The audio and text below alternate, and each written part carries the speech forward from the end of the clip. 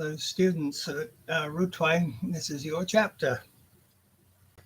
Tonota, our new home, was a hybrid of the classical Botswana village and a village in transition. A typical traditional house is a beautifully decorated mud and thatch structure with a retaining wall in front enclosing a small courtyard. Each home will likely have a few fruit trees, a vegetable patch, and some chickens close by. Beyond these are fields for domestic or commercial crop production, and up to 60 kilometers away are the cattle posts. The creep of cement block and tin roof construction was evident everywhere, and electricity made these homes stand as beacons in the night with their bright lights and glowing television screens. They too had their gardens and domestic animals. Traditionally, the girls in the family tend to the gardens, fetch firewood and water, and supervise their younger siblings, whereas the boys head off to the cattle posts with elder brothers or uncles and look after the family's cattle. Sometimes the boys confront hyenas or even lions, and woe betide any young boy who loses even one of the family's precious animals. It is very lonely and boring as such, um, at such a crucial time in their young life, and they are definitely disadvantaged when it comes time to acquiring a formal education.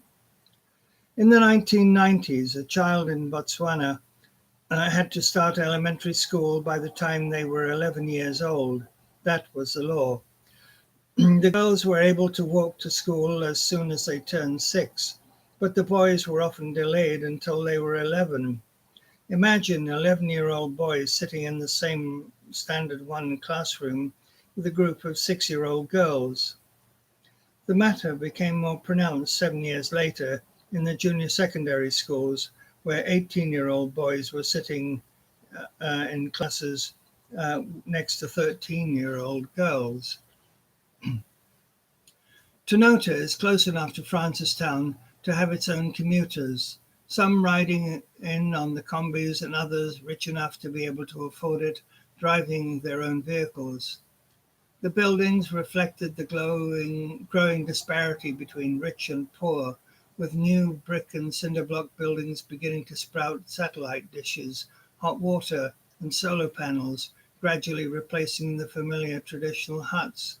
Electrical power and telephone poles were spreading out and away from the secondary schools, the shiny new teacher training college, and the local police station, all of which had already been connected to the grid. However, in spite of the concentration of population, there was the post office, the butchery, and then just the intermittent family-run shops of sorts. Everything else had to be purchased in Francistown. The lure of the shops in the big city was so appealing that Tendai once again decided it was time to learn to drive. After sporadic attempts at Martha's Bay, where she found that it was too difficult and dangerous to be driving, and again later at Moeng, where the pass through the hills held too many terrors, Francistown now beckoned. Tonota was only 38 kilometers south of this shopping mecca. She would be able to drive into town and shop. She could visit friends that we left behind when we moved away, and in headier moments she imagined driving to Bulawayo and smuggling things over the border.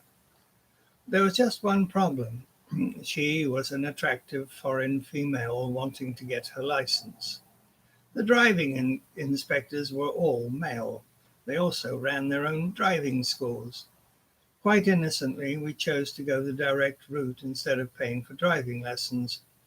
I had taught her the rudiments of driving and did not think she needed to pay the inflated prices, especially for Zimbabwean women, to attend a driving school. It was generally agreed that if a driver, particularly a young female driver, attended a driving school, then she was sure of getting her license. I doled out the money for her to take her tests 3 times, and 3 times she failed. Tendai, to her credit, refused to be propositioned, and after her 3rd failure, she just drove around without her L plate and without any accompanying licensed driver. This was fine until she was involved in an accident. I received a tearful call from the Francistown police station where they were holding her. I had to arrive and pay a fine because she had been caught driving unaccompanied with only her learner's license. She had been rear-ended by a white farmer at an intersection, and he yelled at her and scared her into thinking she was going to have to pay for the damage to his vehicle as well as ours. After the tears subsided, I got the full story, and I called him.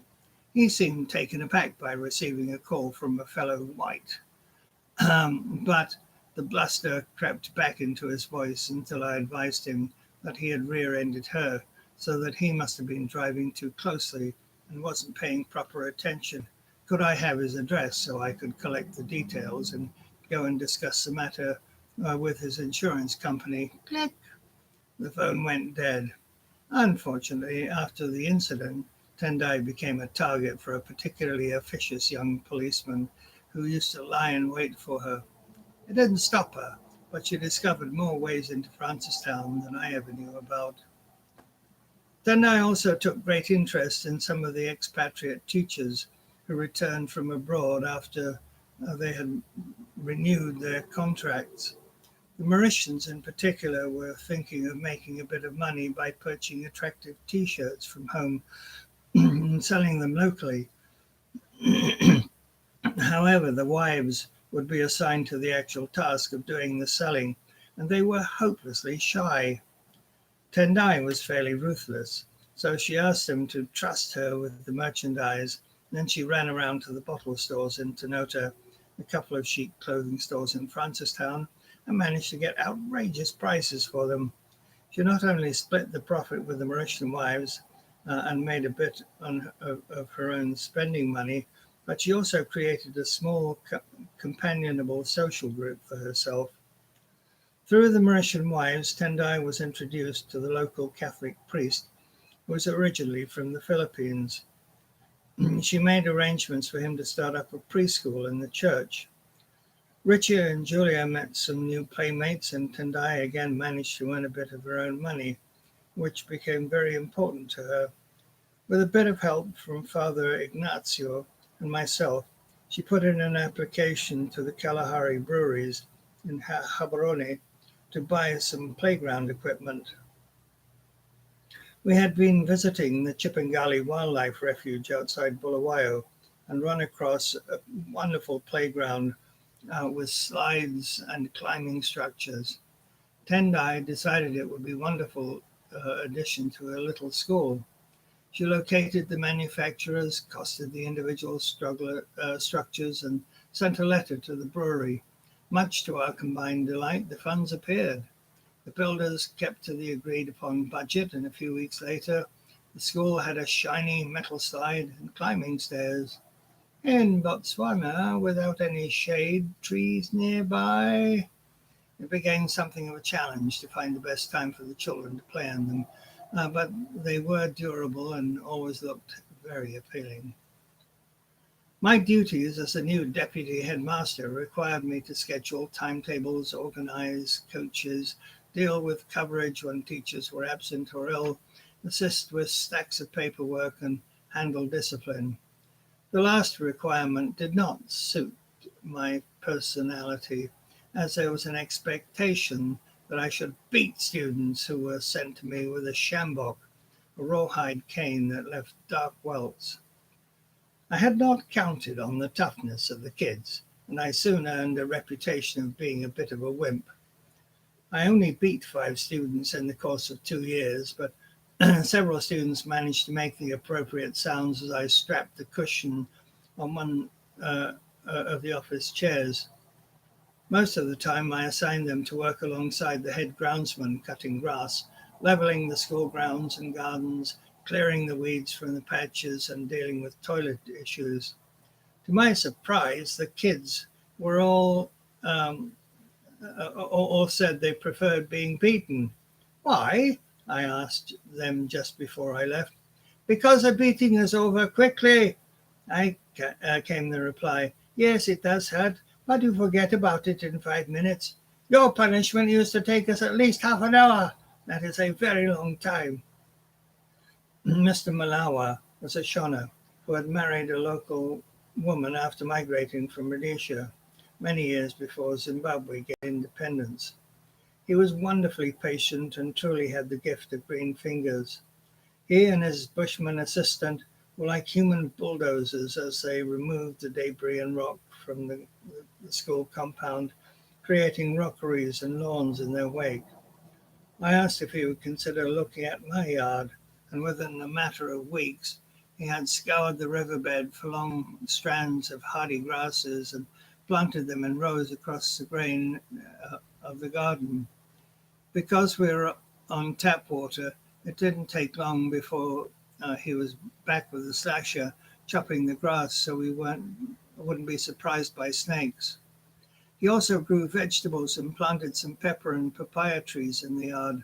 The children adored him and he became a close friend. The fact that he was born outside Botswana and yet had managed to land a job at the school became a source of controversy in the village. His wife was tired of this mild gardener and was having affairs which she worried about. As long as you remain here at the Rootwang, my will be good. However, there are witches in the village, and witches are very dangerous people. They know how to mix potions that can kill you. I believe my wife is a witch herself. It was with great sadness that I received a letter from the Ghanaian teacher not many months after we left that Mr. Malawa had passed away suddenly. I wish I had been able to attend his funeral, but by then I was far away. Funerals in Botswana have managed to meld together two modern inventions, the mortuary and the pickup truck. It was very common to be driving along the long straight roads of Botswana and suddenly be confronted by a convoy of slow moving vehicles jammed full of people, with the exception of the lead pickup. The casket had to be raised high enough to be visible, and yet not so high that once the turn onto the dirt roads was made, it, as it invariably happened, it would bounce its way over the tailgate and onto the ground, as was sometimes reported in the local newspapers. If the convoy was heading towards you, the expectation was that you pulled over to the side and waited for it to pass.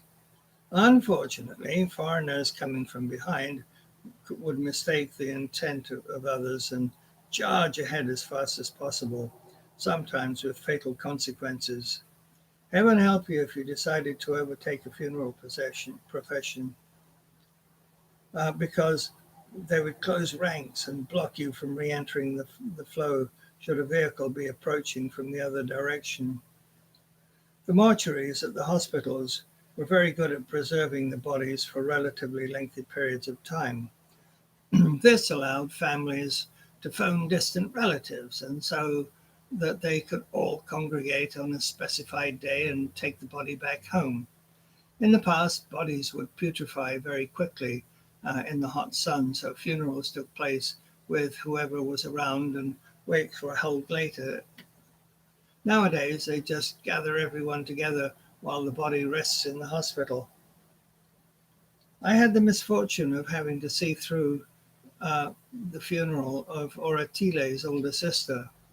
While Oratile, our school secretary, lived and worked in Tonota, her sister was a nurse at a small clinic about 4 kilometers outside the village. On her way home one night, she was raped and murdered. The whole village was angry and scared, and some of our female students were kept home for a while. To her credit, Mama Zingwa, our redoubtable headmistress, brought the whole school into the process and looked after her secretary like a mother would. I was invited to join her when we went to the family compound, and we were invited to sit in a recently erected tent with the family. They spoke no English, so I just shook hands in a respectful manner, but others conveyed their sympathies and then sat down. There must have been 40 of us, some crying, others just sitting in quiet sympathy. We were offered tea, which we took, and we remained with the family for about 2 hours, watching others come and go.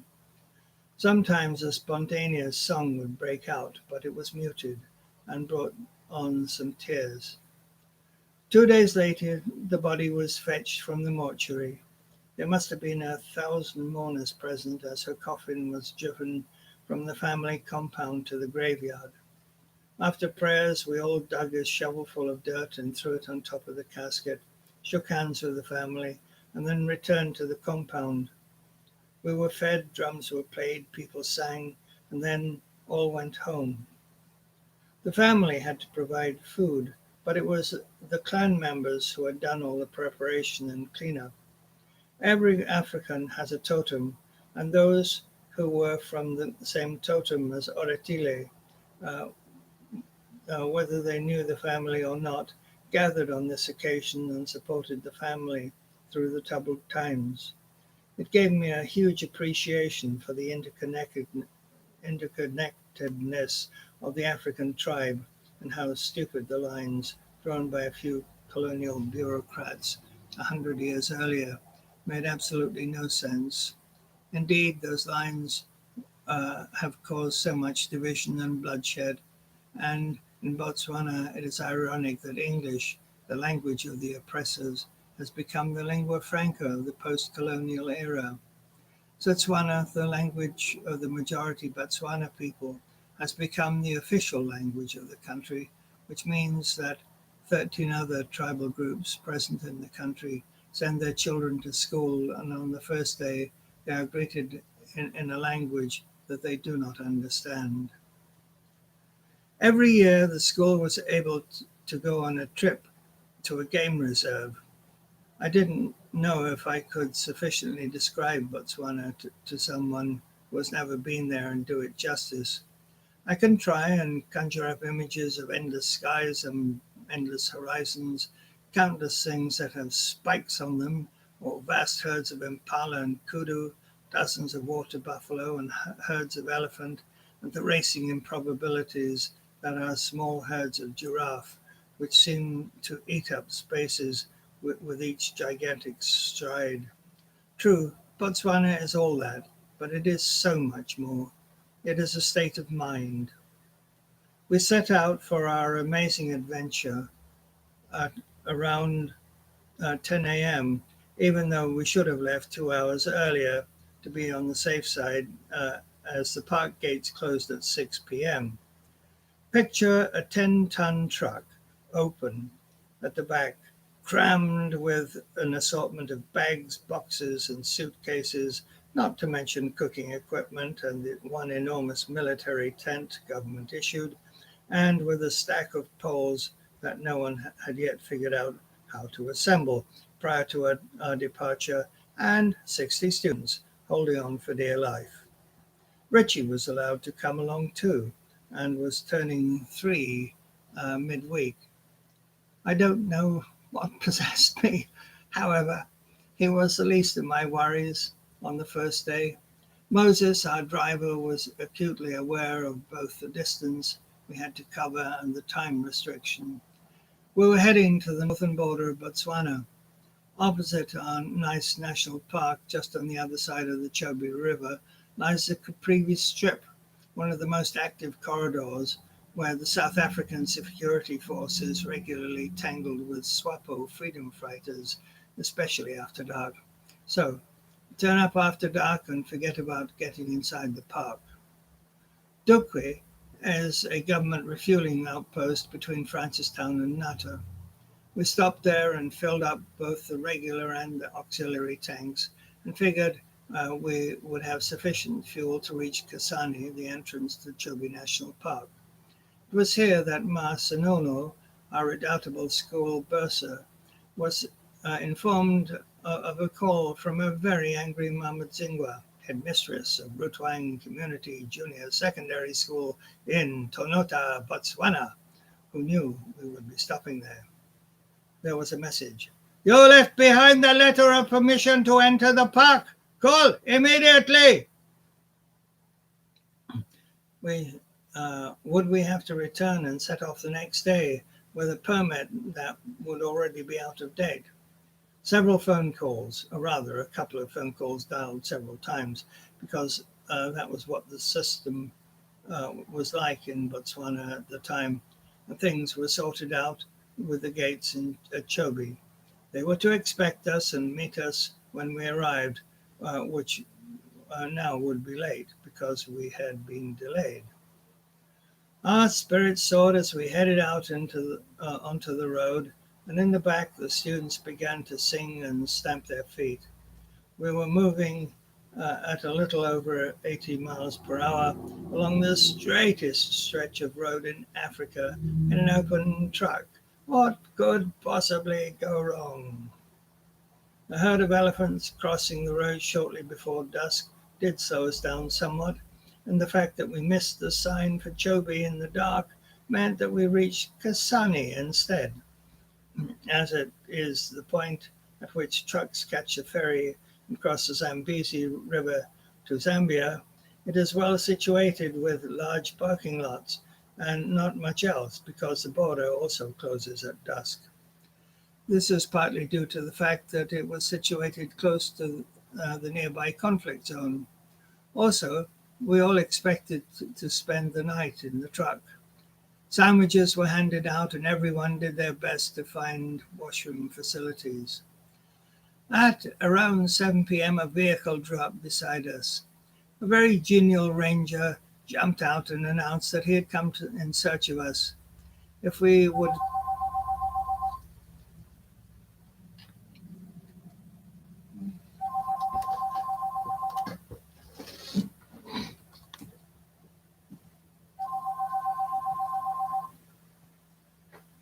Hello?